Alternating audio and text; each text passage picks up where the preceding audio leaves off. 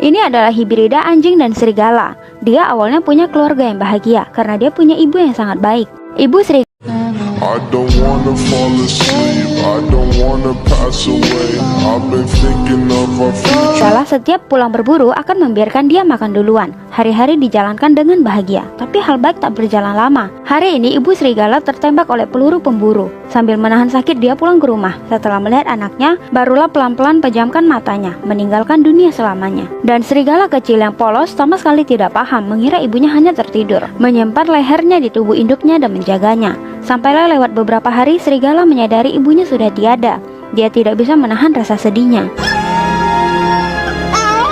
Serigala kecil yang kehilangan ibunya sama sekali tidak bisa berburu. Dia bertemu dengan sekelompok serigala, sangatlah iri, ingin bersama dengan mereka, tapi dia punya sel anjing, jadinya kelompok serigala tidak mau menerimanya. Dia yang kelaparan ingin memakan salju, tapi malah tak sengaja terjatuh ke dalam. Segala macam kemunduran mengelilinginya. Dia mencari jalan keluar, tidak tahu berapa lama akhirnya ketemu juga. Dia datang ke sungai untuk menangkap ikan, tapi dia gagal menangkapnya. Dia terus mencari makanan. Sambil berjalan dia bertemu seekor tikus. Awalnya mengira bisa dapat makanan, tapi tikus itu masuk ke lubang dan bersembunyi.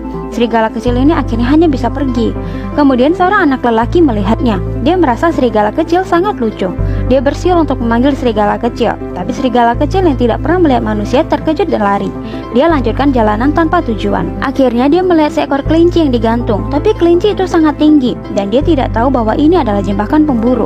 Serigala kecil ditangkap oleh orang India. Karena tahu hibrid anjing serigala sangatlah langka, mereka tidak melukainya. Kepala suku menjinakkannya dan beri nama White Fang. Dalam sekejap Fang tumbuh dewasa. Dia menjadi penjaga setia suku.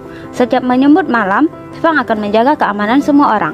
Hari ini dia bertemu lagi dengan anak laki-laki itu. Anak ini bernama Jack, seorang penggali emas. Dia sangat menyukai Fang. Dia ingin membelainya, tapi dilarang oleh kepala suku. Kepala suku bilang dia datang untuk bekerja, tidak boleh berteman dengan manusia. Hari ini Jack diserang oleh beruang besar. Di saat genting, Fang tiba-tiba datang. Berhadapan dengan beruang yang besar, dia tidak takut. Dan di akhir berhasil mengusir beruang itu.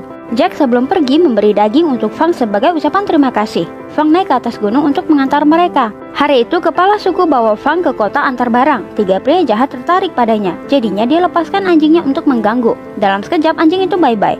Pria jahat berkata kepada kepala suku kalau Fang yang melukai anjingnya, meminta kepala suku untuk menyerahkan Fang. Jika tidak akan lapor polisi.